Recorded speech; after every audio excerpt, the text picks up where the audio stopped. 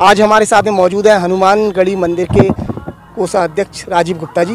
आपको बता दें, नवाबगंज हनुमानगढ़ी जो मंदिर है उसकी 2 सोसाइटी इस समय वर्तमान में रजिस्टर्ड हैं और दोनों में आपस में विवाद चल रहा है। दोनों सोसाइटी के जो पदाधिकारी हैं एक दूसरे पर आरोप लगा रहे हैं। इसी कड़ी में मेरे साथ में ये जो राजीव गुप्ता जी हैं, इनसे जानना चाहते हैं क्या कहना चाहेंगे इस विवाद में। देखिए, सोसाइटी तो हमारी ही पुरानी है, करीब 100 से ऊपर हमारे सदस्य हैं और ये 10/6/2016 में रजिस्टर्ड हुआ है और इसका नवीनीकरण वर्तमान में इसमें है। तो इन्होंने अभी 28 जुलाई को कुछ लोगों ने विवाद डालने की कोशिश की। 28 जुलाई को ट्रस्ट रजिस्टर्ड करा लिया, जबकि ये बिल्कुल अवैधानिक है और ये इनका जो है रजिस्ट्रेशन कैंसिल होगा। गुप्ता जी, जानना चाह रहा हूँ, आपका जो रजिस्ट्रेशन है ये 10/6/2016 का रजिस्ट्रेशन है, ठीक है, और ये जो मंदिर है और मंदिर की जो संपत्ति है ये बरसों पुरानी है। मुझे लग रहा है 85 सैकड़ों साल पुराना ये मामला है, जगह ज़मीन है, मंदिर है, और आपने 2016 में ये रजिस्टर्ड कराई है। तो किस अधिकार से आपकी जो सोसाइटी है, किस अधिकार से उस मंदिर का संचालन कर रही है? देखिए, सबसे पहले मैं आपको ये बताना चाहता हूँ, ये मंदिर में सोसाइटी हमने रजिस्टर्ड नहीं कराई है।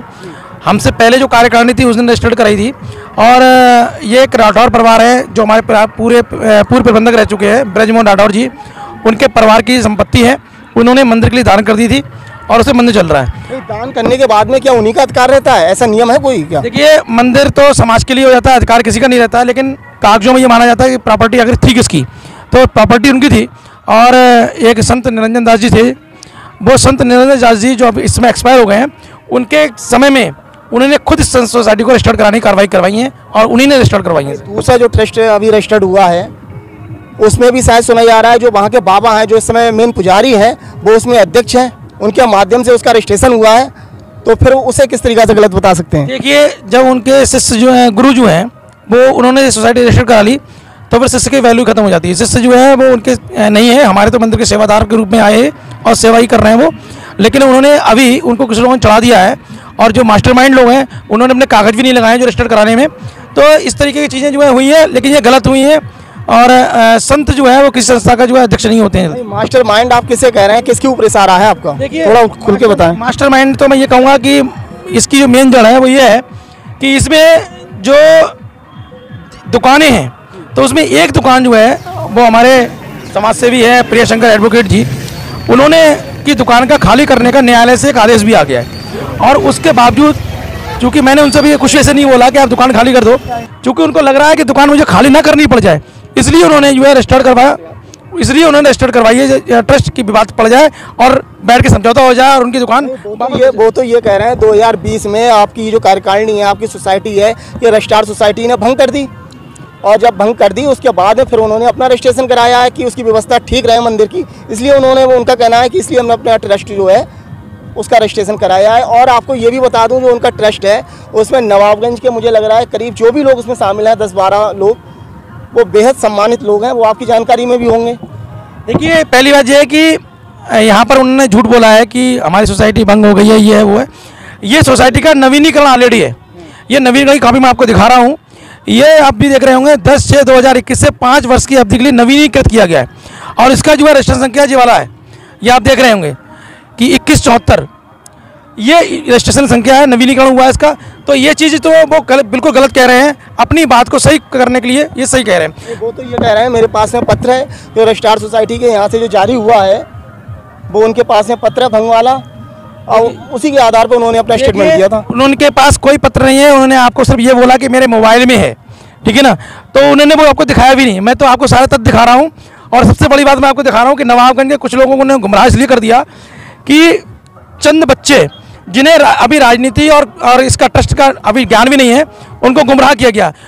ये 2 लोग हैं, इनसे आधार कार्ड मांगे गए और इनसे साइन करा दिए गए और सुखराम दास और अनिल कुमार जी के लगाए गए हैं, जबकि जो है इन लोगों को भी ज्ञान नहीं है। उन मास्टरमाइंड लोगों ने अपना कहीं पर कागज लगाए हैं ट्रस्ट रजिस्ट्रेशन कराने में और ना साइन किए हैं। इसमें 2 जो आप युवाओं का नाम ले रहे हैं, एक अंकित गुप्ता, एक आशीष कुमार राठौर, किस तरीके से गुमराही ने कर दिया, आप आरोप लगा रहे हैं, कैसे सिद्ध करेंगे? देखिए, अंकित गुप्ता जो है, जब हम लोग चुनाव लड़ रहे थे तो कोषाध्यक्ष पद पे दोनों का आवेदन आया था और इन्होंने मेरे कारण कि मंदिर का उत्थान हो, अच्छा हो, तो इन्होंने मेरे कारण अपने आप का जो है नाम वापस ले लिया और आज उनको गवाह बनाया गया केवल, और वो भी ये कह के गवाह बनाया गया कि हम सब लोग जो है इसमें आधार कार्ड और फोन लगा रहे हैं, लेकिन हकीकत ये है कि उन लोगों ने कुछ कागज नहीं लगाए, केवल इन चारों को लगाए हैं और अपने आप को बैकडोर से रखा कि अगर कोई कार्रवाई हो जाती है तो मैं सेफ रहूं।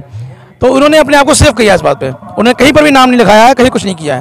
तो वर्तमान में क्या लग रहा है आपको? आपकी सोसाइटी भी पहले की रजिस्टर्ड है, वर्तमान में भी कार्य कर रही है, उनका ट्रस्ट अभी रजिस्टर्ड हुआ है, वो भी काम कर रहा है, तो कैसे डिसीजन होगा कि कौन है, क्या कहते हैं, मंदिर जो मंदिर है या मंदिर की जो संपत्ति है उसका संचालन कौन करेगा, आपकी सोसाइटी या फिर उनकी?